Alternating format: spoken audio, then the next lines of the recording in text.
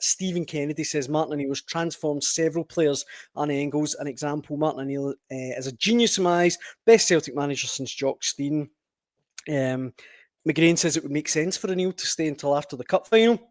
There's no big rush and gives Nancy some lead-up time to get organised.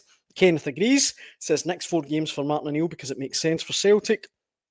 And Brendan has even given praise to the board. The board had to be applauded for identifying the number 1 target and bringing in O'Neill until such times as the contract is signed. Where do you stand on the Martin O'Neill stuff, Keith? I don't know, but I'm finding it more and more mysterious and more intriguing. The paperwork thing. I mean, Martin O'Neill, I watched him kind of making jokes about, the paperwork's taking a long time. Don't know where the papers are. Maybe I've hidden it. It was almost as if he knows this is becoming a farcical situation. So he's trying to use his quick wit and his humour to kind of play it down, but it doesn't smell right. This shouldn't take this long.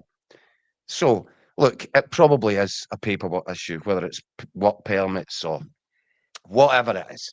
It's probably something that there's no great mystery to. But at this moment in time, we are free to speculate.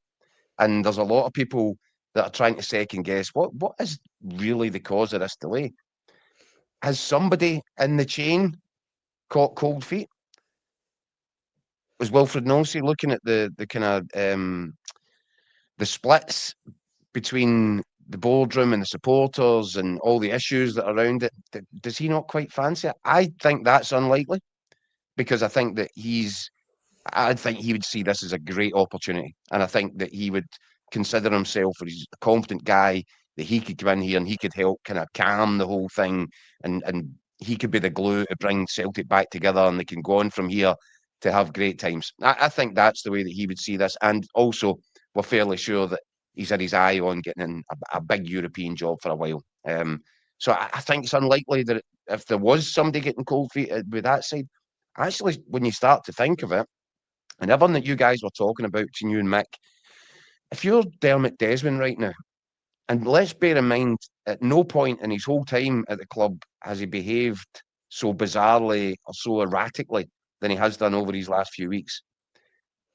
Could he be looking at this and assessing that the potential downside of appointing Nancy is getting bigger with each win that Martin O'Neill tucks in the bag? Because if Martin O'Neill had come in and he'd minded the till and he'd kind of kept things rolling along, and it was a win here, a couple of drop points there, and nothing had really changed, then there's no real, other than you still know it's a risky appointment to go for a guy with no experience over here, only 4 years of manager. So there's a high level of risk attached to it in the first instance. But when you've got a guy who's actually in there and pulling off one win after the next, and in that very short space of time has completely stabilised Celtic's entire season. They can go top of the league on Wednesday night if results go their way when they're at home to Dundee. Yep. And that would be Martin O'Neill. What a way for him to sign. If that is the sign off, there you go, guys. Couldn't have done any more for you. You're sitting top of the league. Wilfried, then you come, pick up the baton, and on you go. Right? They beat Rangers in a semi-final to get to the first major final of the season under Martin.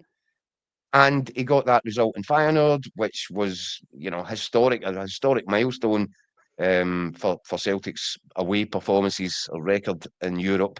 And it not only is that, it's catapulted them right into the thick of things, and they look in a fairly good position for qualification to extend the European campaign. Martin O'Neill has been responsible for all of these things. So if I'm Dermot Desmond, am I thinking, oh, wow, could you imagine that you put your new guy in charge, you put him in for the Hearts game, that goes wrong, and all of a sudden Hearts are back on top of the league, or stretching the lead at the top.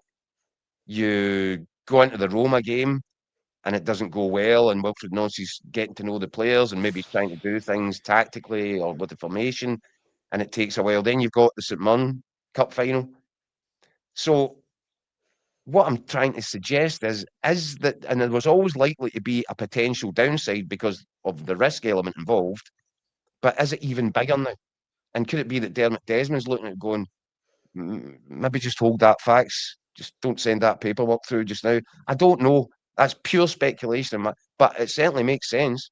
And he has been erratic. The assassination job that he carried out on Brendan Rodgers, completely uncharacteristic and Brutal. unnecessary, and pointed to somebody who was either acting in anger or was, perhaps losing his element of control.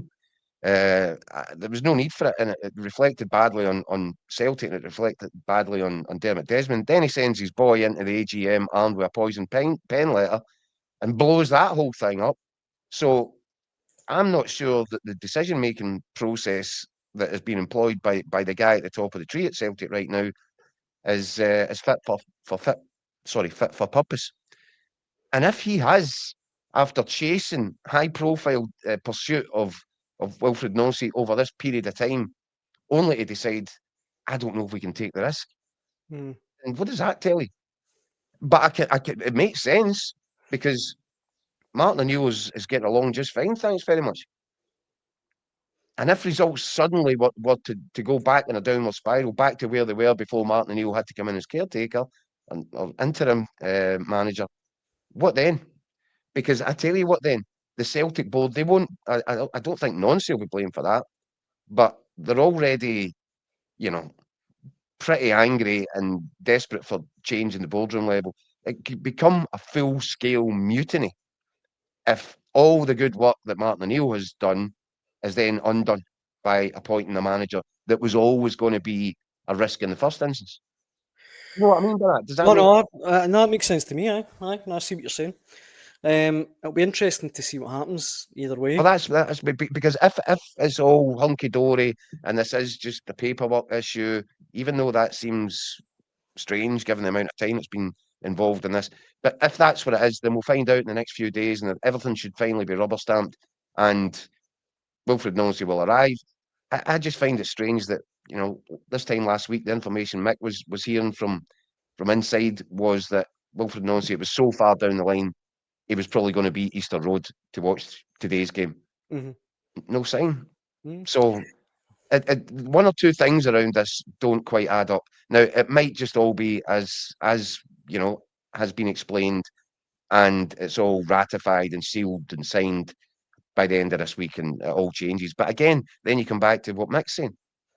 The guy's going to come in, get one training session, two maximum, before preparing for a visit from a Hearts side, which, yes, it's struggling for form right now. It's wobbling a little bit, but we're better for Hearts to rediscover their vibe than by going to Celtic Park and putting down a real statement one, which would say, yes, by the way, we have been in this title chase and we're not going away.